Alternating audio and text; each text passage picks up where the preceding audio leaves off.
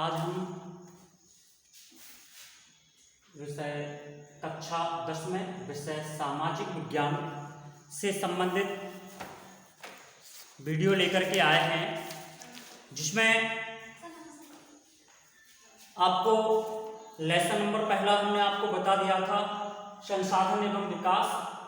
अब lesson number 2 लेकर के आए हैं विषय सामाजिक विज्ञान के विषय भूगोल में, जिसमें लेसन नंबर 2। वैसे तो आपके सिलेबस में पिछले साल लेसन नंबर जो 2 है वो वन एवं वन जीव संसाधन और लेसन नंबर 3 जल संसाधन था, लेकिन 30% जो सिलेबस कम हो गया है उसमें आपका लेसन नंबर 2 वन और वन्य जीव संसाधन के साथ साथ जल संसाधन, ये 2 लेसन हट चुके हैं।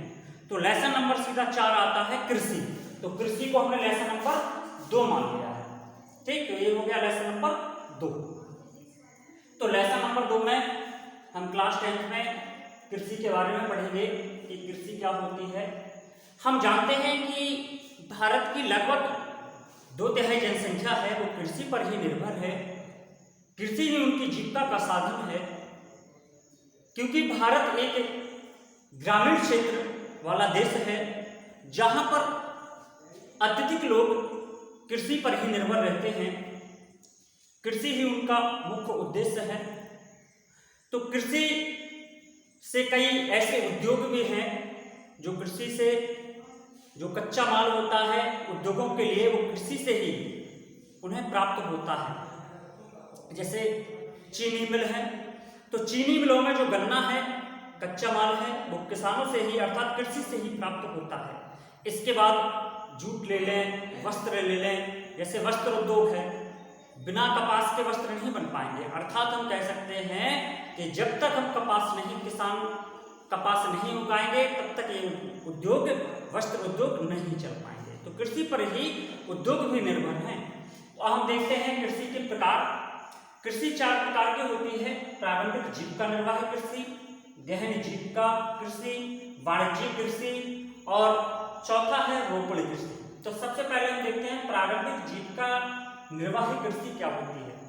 प्रारंभिक जीविका निर्वाह कृषि ऐसी कृषि होती है जो कि पारंपरिक का मतलब है पुराने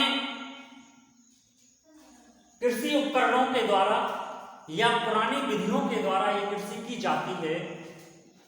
ये कृषि आपको राजस्थान के साथ साथ मध्य प्रदेश के कुछ क्षेत्रों आदिवासी क्षेत्रों में, राजस्थान के भी आदिवासी क्षेत्रों में, झारखंड आदि क्षेत्रों में ये कृषि देखने को मिल जाएगी, क्योंकि ये लोग वनों को साफ करके उस पर एक छोटा सा अगर जमीन का टुकड़ा बना लेते हैं उसी पर ये कृषि करते हैं। और इनके कृषि करने का जो ढंग है वो हलों की सहायता से होता है।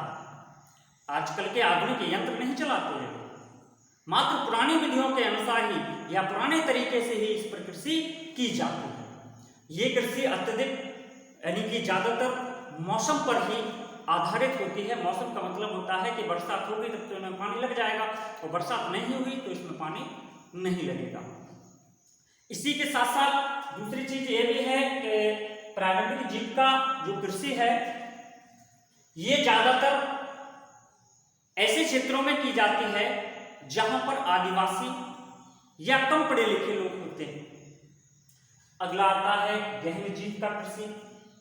गहन जीविका कृषि में अधिक उत्पादन बढ़ाने के लिए अर्थात हम कह सकते हैं इस कृषि को आधुनिक कृषि, ये आधुनिक तरीके से की जाती है। जो आज के समय कृषि चल रही है या आज के समय जिस प्रकार से कृषि की जा रही है वो कौन सी कृषि है? गहन जीविका कृषि। इस कृषि में आधुनिक उपकरणों का प्रयोग, अच्छे रासायनिक खाद, नए बीज का उपयोग इस खेती में किया जाता है गहन जीविका कृषि में। इस कृषि का मुख्य उद्देश्य यही होता है कि हम उत्पादन को ज्यादा से ज्यादा बढ़ाएं, जिससे कि हमें लाभ भी अत्यधिक प्राप्त हो। जैसे उत्तर प्रदेश है, मध्य प्रदेश है, जहां पर समतल मैदान है, कृषि योग्य भूमि है। वहां पर पंजाब, हरियाणा, जैसे पंजाब है बिल्कुल गहन जीविका कृषि पर ही निर्भर, अर्थात गहन जीविका कृषि इसी टाइप से कृषि होती है। आधुनिक यंत्रों के द्वारा ही वहां पर कृषि की जाती है। जैसे आगे आता है वाणिज्यिक कृषि। वाणिज्यिक कृषि क्या है कि ये कृषि मात्र व्यापार के उद्देश्य से ही की जाती है, और ये कृषि बड़े बड़े क्षेत्रों में, अर्थात कह सकते हैं बड़े बड़े खेतों में की जाती है, या कह सकते हैं एक बड़े क्षेत्र में की जाती है, जैसे अपने उत्तर प्रदेश में। इसमें भी वही है, गहन जीविका की तरह आधुनिक यंत्रों का प्रयोग के साथ साथ रासायनिक खाद का भी प्रयोग किया जाता है, लेकिन इसका उद्देश्य यही होता है कि व्यापार के उद्देश्य ही इसका काम होता है, कि व्यापार के उद्देश्य से ही कृषि की जाती है। जैसे गेहूं है, चावल है, ये व्यापार के उद्देश्य से ही पैदा किए जाते हैं। अब आता है रोपण कृषि। रोपण कृषि भी बिल्कुल कह सकते हैं वाणिज्यिक कृषि का ही एक रूप है। जिस प्रकार से वाणिज्यिक कृषि की जाती है उसी का रूप ही रोपण कृषि है। बस रोपण कृषि में क्या है कि व्यापार के उद्देश्य से तो ये भी की जाती है, लेकिन इसमें ज्यादातर नकदी फसलें उगाई जाती है, जैसे चाय, कॉफी मतलब कहवा आदि, जो रबड़ है, ये फसलें जो होती हैं इनमें ये नकदी फसलें कहलाती हैं। नकदी फसलों को ही रोपण कृषि के तहत उगाया जाता है। तो ये कृषि के प्रकार हो गए हैं। अब आगे देखते हैं फसलों का वर्गीकरण। फसलों का वर्गीकरण 3 प्रकार से किया है। आपने पिछली कक्षाओं में पढ़ा होगा 6, 7, 8 में, या 9, 6, 7, 8 तक तो शायद सभी ने पढ़ा होगा कि फसलों का जो वर्गीकरण है वो 3 प्रकार से है। सबसे पहला है खरीफ की फसलें, रबी की फसलें और जायद की फसलें। खरीफ, रबी और जायद 3 प्रकार से फसलों का वर्गीकरण किया है। तो हमने जो पॉइंट जो लिया है खरीफ की फसल का, ये देखिए, इनके बारे में भी हम डिटेल में बताएंगे। तो सबसे पहले हम लेते हैं खरीफ की फसल। हमने जो खरीफ की फसल ली है वो हमने कहाँ से ली है कि बरसात में जब किसान फसलों को बोते हैं तो बरसात के मौसम से ही फसलों को लिया है। नहीं तो हम पहले रबी की ले लेते, फिर खरीफ की ले लेते, जायद की ले लेते, तो क्या होता कि इसमें क्रम बदल जाता थोड़ा। तो हमने क्रम से लिया है बरसात में बोई जाने वाली, सर्दियों में अर्थात शीत ऋतु में बोई जाने वाली फसलें और ग्रीष्मकालीन फसलें। तो 3 प्रकार की फसलें हैं। तीनों प्रकार की फसलों का आपको हमने क्रम से लिखा है। तो सबसे पहले हम देखेंगे खरीफ की फसलें क्या है। खरीफ की फसलें मई, जून, या कह सकते हैं जून जुलाई बेटर रहेगा। जून जुलाई के महीने में ये बोई जाती हैं, जो कि अर्थात बरसात के महीने, वर्षा ऋतु जो होती है, वर्षा ऋतु में ही इसको, या वर्षा ऋतु से थोड़े पहले ही इसकी हम बुवाई कर लेते हैं। ये फसल जो खरीफ की है कब बोते हैं? जून और जुलाई में। जून जुलाई में इसको बोया जाता है और काटते हैं सितंबर अक्टूबर में।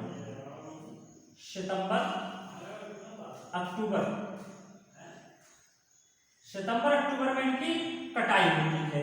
तो ये फसलें कौन सी फसलें होती हैं आप लोग समझ गए होंगे। बरसात में कौन सी फसलें होती हैं? जैसे उड़द है, मूंग है, तिल है, मूंगफली है।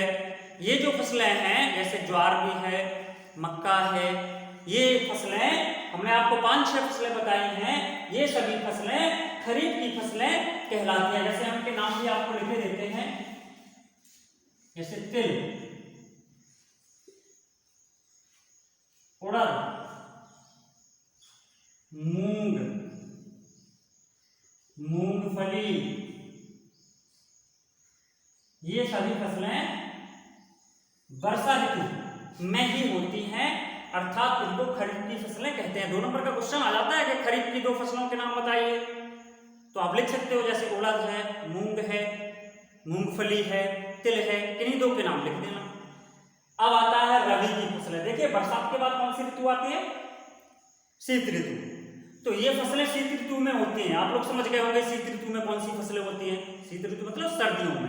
तो देखिए रबी की जो फसलें हैं वो अक्टूबर से बुआई की प्रारंभ हो जाती है। बुआई कब से होती है? अक्टूबर से दिसंबर तक इनकी बुआई चलती है। अर्थात जो रबी की फसलें हैं ये इनकी जो बुआई है वो अक्टूबर से लेकर के दिसंबर तक ये बोई जाती हैं। काटी कब जाती हैं? ये अप्रैल और मई में काटी जाती हैं। अप्रैल और मई में इनकी कटाई होती है। अप्रैल और मई में कटाई होती है और बुवाई कब होती है? अक्टूबर से दिसंबर। अब देख लीजिए शीत ऋतु में कौन कौन सी फसलें होती है, जैसे गेहूं है, चना है, मटर है, सरसों है, और भी हैं इत्यादि आदि फसलों को हम रबी की फसलें कहते हैं। अब आता है जायद की फसलें। जब वर्षा ऋतु में ये हो गई, शीत ऋतु में ये हो गई, तो निश्चित है ग्रीष्मकालीन ये फसलें होंगी, अर्थात हम कह सकते हैं कि ग्रीष्म ऋतु में ये फसलें उगती होंगी। तो ये फसलें कब बोई जाती हैं? इन फसलों के बोने का जो समय है वो मार्च से शुरू हो जाता है, अर्थात इनकी जो बुआई शुरू होती है वो मार्च के महीने से, मार्च से बुआई शुरू हो जाती है। और कटाई का मतलब है इनको कब काटा जाता है? तो इनको काटा जाता है जून से जुलाई तक भी कटती रहती हैं। तो इन फसलों में कौन कौन सी फसलें हैं? ज्यादातर इन फसलों में हरी जो सब्जियां होती हैं, जैसे लौकी, जैसे तरबूज, सबसे अच्छा उदाहरण है तरबूज, खरबूजा, ककड़ी। ये आपको आप लोग जानते भी होंगे, गर्मियों में मिलते हैं ये चीजें, ठीक, सर्दियों में थोड़ी मिलती हैं, सर्दियों में नहीं उगाई जाती हैं। इनको एक बड़े पैमाने पर जायद की जो फसलें हैं, जैसे ककड़ी, तरबूज,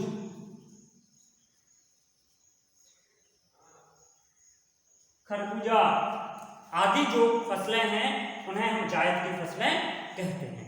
बस आज हमने आपको लेसन नंबर 2 शुरू कर दिया। बस इतना ध्यान रखना है, लेसन नंबर 2 जो है वो आपका कौन सा था? आपको बताया था हमने, वन और वन्यजीव संसाधन और जल संसाधन। ये आपको छोड़ देना है, ये से केवल आपके बोर्ड एग्जाम में प्रश्न नहीं आने हैं, मानचित्र में ही इन 2 लेसन से क्वेश्चन आएंगे। जो हमने आपको लेसन छोड़े हैं कौन कौन से? वन और वन्यजीव संसाधन, और तीसरा लेसन था जल संसाधन। केवल मानचित्र में ही क्वेश्चन आएंगे, बोर्ड एग्जाम में क्वेश्चन नहीं आएंगे, और ना ही इन लेसन को आपको लिखना है। ठीक, क्लियर।